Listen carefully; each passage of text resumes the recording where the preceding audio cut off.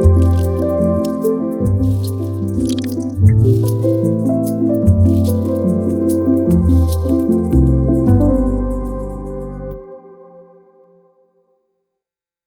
Arshavir Blackwell, and this is Inside the Black Box.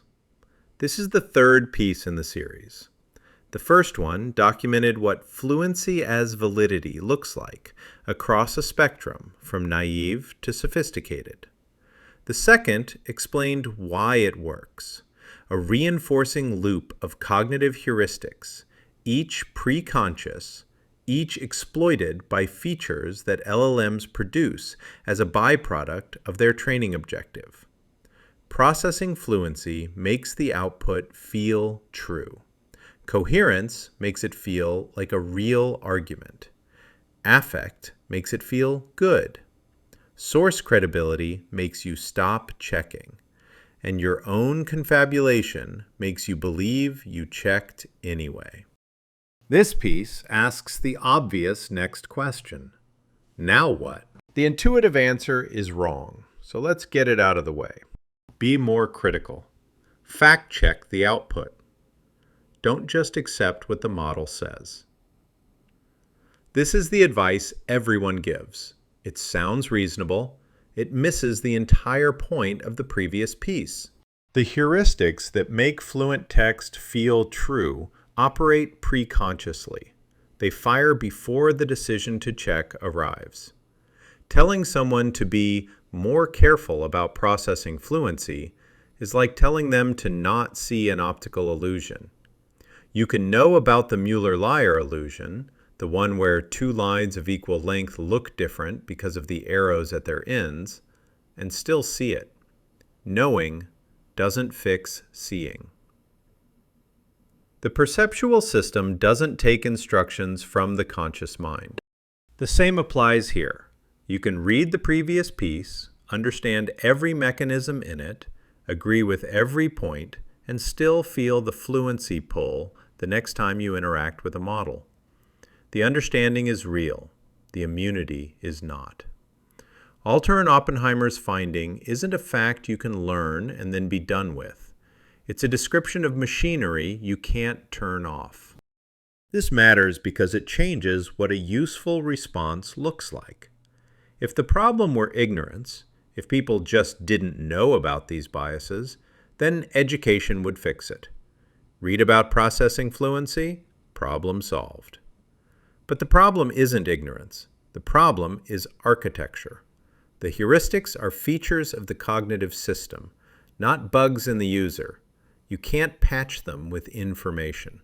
So the question isn't how to think better. It's how to build processes that don't require you to. If fluency deactivates checking, the most direct intervention is to remove the fluency. This sounds too simple to work, but the research supports it. Alter, Oppenheimer, and Epley showed that disfluent presentation, harder to read fonts, awkward formatting, stripped down prose, activates System 2, Kahneman's term for the slow, effortful, analytical mode of cognition. The checking machinery turns on when the input is hard to process. It turns off when the input is easy. The switch isn't under conscious control, but the input is. Practical version. Take the model's output and rewrite it in your own words. Not a polished rewrite, a rough, ugly, first draft rewrite. Strip the formatting, remove the headers, kill the bullet points. What you're doing isn't improving the text, you're degrading it deliberately so that the disfluency reactivates the checking the fluency suppressed. If the claim survives the ugly version, it's probably real. If it only felt convincing when it was well formatted and smoothly phrased, what you were responding to was the formatting, not the content. You're not becoming a better thinker, you're removing the signal that was making you a worse one. The second piece described Rosenblatt and Kyle's illusion of explanatory depth. People think they understand complex systems much better than they actually do. The illusion collapses when you try to produce the explanation yourself. Before LLMs, that collapse was the natural corrective. You'd try to explain something, discover you couldn't, and update your self-assessment. LLMs remove the collapse by providing the explanation on demand. The feeling of understanding never gets tested. Put the test back. After reading the model's explanation of something, close it. Wait. An hour, a day, ideally longer. Then try to explain it to someone else without looking it up, or try to use it to solve a problem the model didn't address. If the understanding transfers, if you can apply it in a new context, something real was learned. If it doesn't, if you find yourself reaching for the model's phrasing and coming up empty, what you had was a fluency memory, not comprehension. The gap between I could restate what the model said and I could use what the model said is the gap between cached fluency and actual understanding. The generation test finds it. Nobody will do this every time. That's fine. The point isn't to do it every time. The point is to do it for anything that matters. Any claim you're about to act on, any explanation you're about to teach to someone else, any conclusion you're about to build further reasoning on. The high-stakes cases are the ones where the illusion does the most damage. Here's a strange move. Ask the model to argue against its own answer. You're using the same system that produced the fluent, convincing, heuristic-triggering output to produce a fluent, convincing, heuristic-triggering counterargument. The processing fluency problem isn't solved. Both arguments will feel true. But something important has changed. The coherence signal is broken. Coherence bias works because the narrative is unopposed. A single, internally consistent story fills the space. There's nothing for the checking mechanism to catch because there's no mismatch, no friction, no competing account. The brain's prediction machinery matches each sentence against the narrative so far, finds consistency, and concludes everything is fine.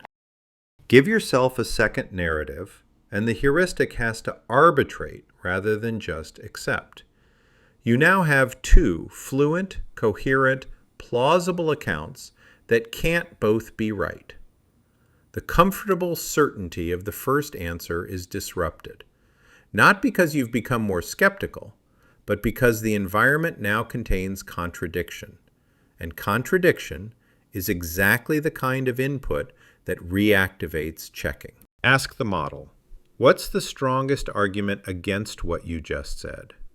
What are you most uncertain about? What would someone who disagreed with you say, and why might they be right? The answers will also be fluent.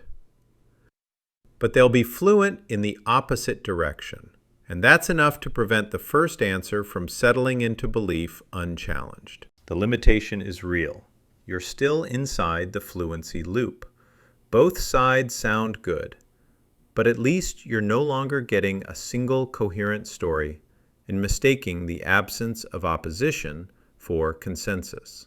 The illusory truth effect, Hasher, Goldstein, and Topino's 1977 finding that repetition makes statements feel true, works because the heuristic doesn't track where you heard something, it tracks processing ease.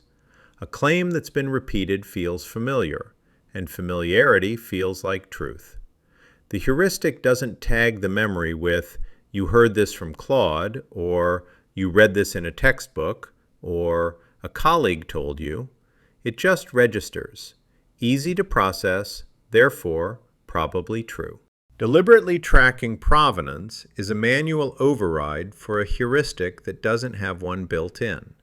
When you notice yourself treating something as established knowledge, ask where you first learned it.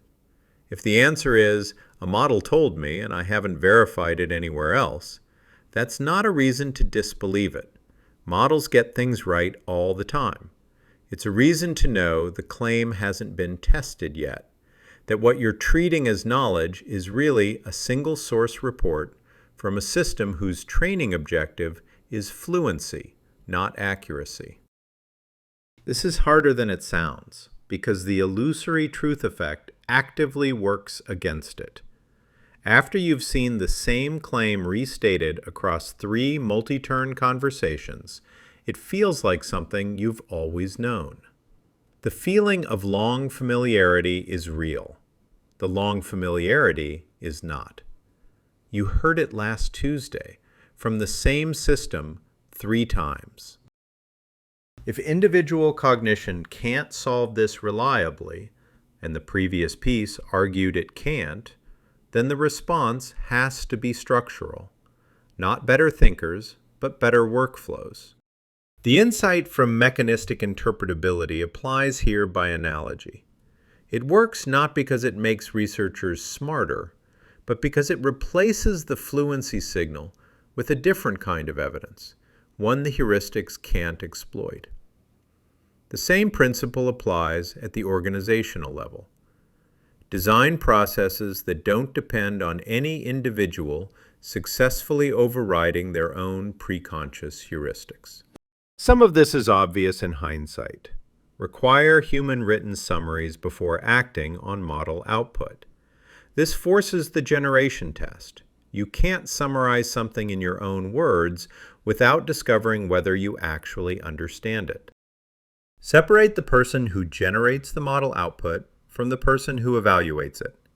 This breaks the affect heuristic, because the evaluator doesn't have the positive experience of the interaction that produced the output.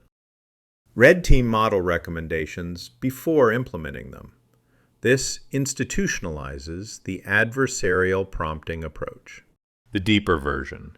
Treat model output as raw material, not finished product. Make that the cultural norm, not the exception. When a colleague presents a recommendation, the first question should be, what did you add to what the model gave you? Not, what did the model say? The former assumes the human did work. The latter assumes the model did the thinking.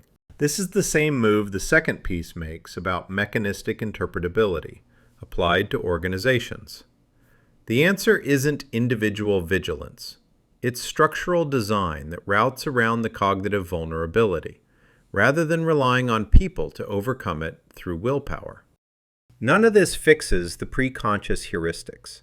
You'll still feel the fluency pull. The disfluency tool helps, but requires discipline nobody naturally has. The generation test works, but nobody does it routinely. Adversarial prompting helps, but both sides are still fluent. Provenance tracking helps, but it's effortful. Institutional design helps, but institutions resist friction. This piece isn't offering a cure. It's offering friction. Deliberate, targeted friction that reintroduces the checking the model's fluency suppressed. Every intervention on this list works by the same mechanism. It takes something the heuristics made feel easy and makes it feel hard again. Not because hard is better, but because hard is what turns the checking back on. The best defense isn't a better brain. It's a better process. The arc of this series is simple. The first piece showed what's happening. The second showed why it works. This piece shows what you can do about it. Not by becoming immune to the heuristics, but by designing around them. The heuristics won. You can't beat them. They're faster than you, older than you, and they operate below the threshold where your conscious mind could intervene even if it wanted to. But you can build systems and habits that don't depend on beating them. You can introduce friction where the model removed it.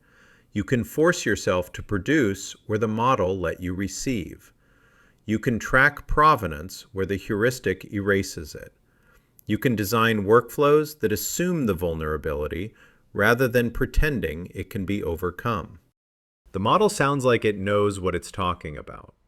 That is, quite literally, what it was optimized to do. The question was never whether you'd feel convinced. The question is what you do next. I'm Arshavir Blackwell, and this has been Inside the black box.